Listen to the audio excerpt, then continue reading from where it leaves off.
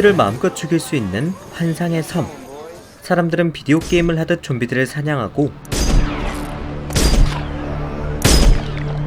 그동안 쌓여 있었던 스트레스를 화끈하게 날립니다. 10년 전 좀비 바이러스가 창궐하며 인류는 위기를 맞이했지만 기적적으로 사태가 진압되며 사람들은 일상으로 돌아가게 됩니다.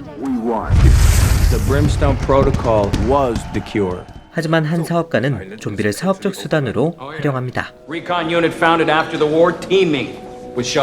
남은 좀비들을 관광 상품으로 개발한 것이죠. The last place on Earth where they can be found, where guests can pay to shoot the undead. 이 사업은 말 그대로 초대박이 터졌고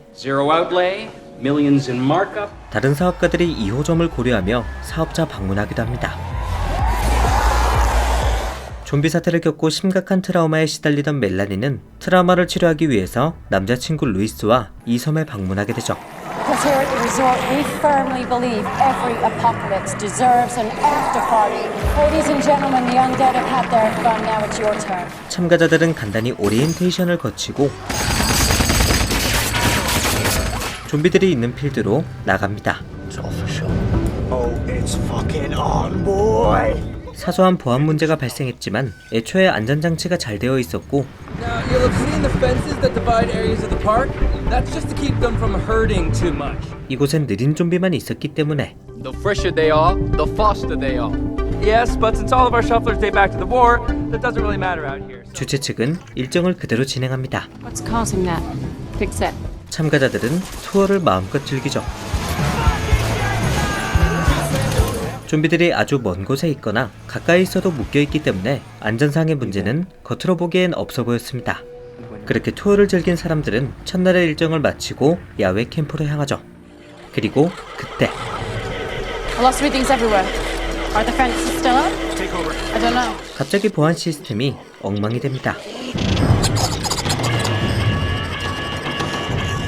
지난밤 누군가 시스템에 접근한 흔적이 있었고 이로 인해 발생한 오류로 모든 보안이 해제된 것이죠. 그렇게 묶여있거나 갇혀있던 좀비들이 풀려나기 시작합니다. 이 사실을 알리 없던 참가자들은 무방비 상태로 좀비에게 습격을 당합니다. 캠프 쪽 상황도 마찬가지였죠.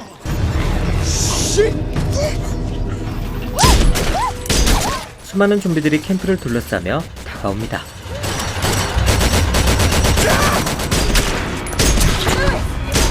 리조트 내부로도 좀비들이 쏟아져 나왔고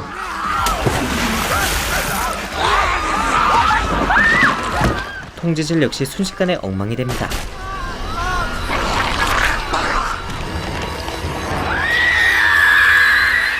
캠프 쪽 상황도 최악으로 치닫죠. 하필 차량이 고장난 것입니다.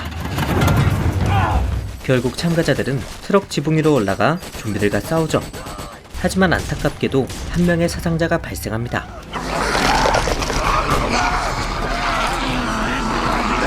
그렇게 피로 물든 밤이 지나고 아침이 찾아옵니다. 문제는 지금부터죠.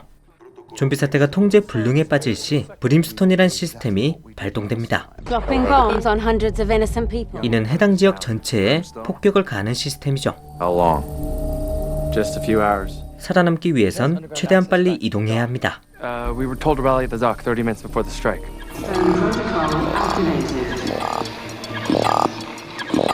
이제부턴 달리는 좀비도 등장하죠.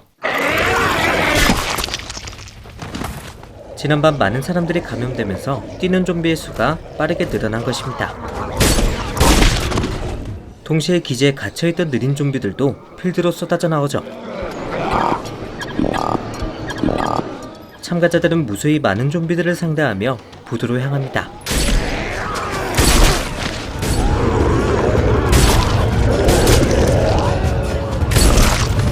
하지만 달리는 좀비 때문에 섣불리 움직이긴 어려웠죠.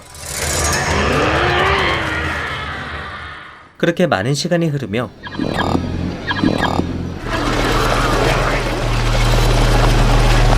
사람이 계속 감염되고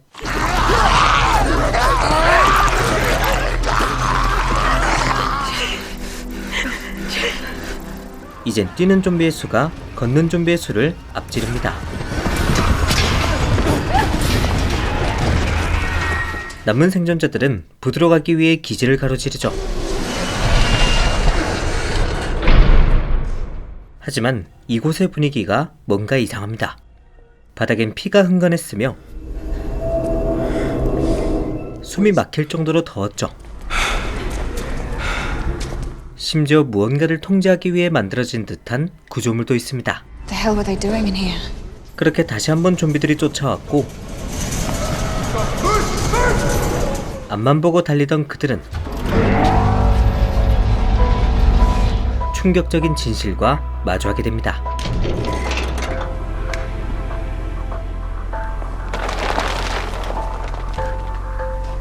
They could never get away with it, but they'd all be fresh.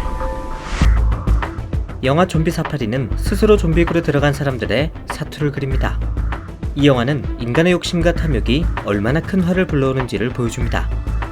사태를 진압한 후 남은 좀비들을 모조리 죽여도 모자를 판에 돈에 눈이 먼 사업가들은 좀비를 사업의 수단으로 활용합니다. 사실 보안 시스템 자체는 잘 통제하고 있었지만 문제는 다른 곳에서 터집니다. 언데드 권리협회 리빙2는 좀비의 권리를 위해 활동하는 단체입니다. 즉 좀비 사업을 반대하는 세력이죠. 언데드 권리 활동가인 세이디는 리빙2의 지시를 받고 섬에 들어옵니다. 그리고 시스템에 몰래 접속해 자료를 탈취하죠.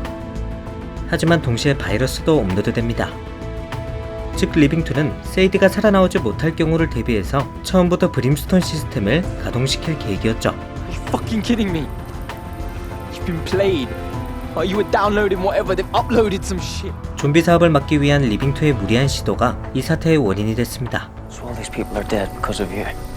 이 사태의 원인인 리빙2라면 이 모든 일의 출발점은 좀비 사업의 CEO 발레리 윈튼입니다. 그녀는 부족한 좀비를 충당하기 위해서 끔찍한 짓을 저지릅니다. 좀비 사태로 인해 수많은 난민들이 발생했는데 윌튼은 그들을 도와주는 척 유인하며 섬에서 좀비로 만들었죠.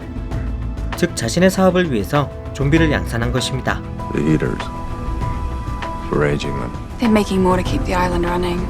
때문에 섬 곳곳에 좀비들이 있었고 죽여도 좀비의 수가 줄어들기는커녕 결국 이렇게까지 늘어납니다. 애초에 좀비 사업을 활성화시키지만 않았어도 앞에서 언급한 모든 일은 일어나지 않았을 것입니다.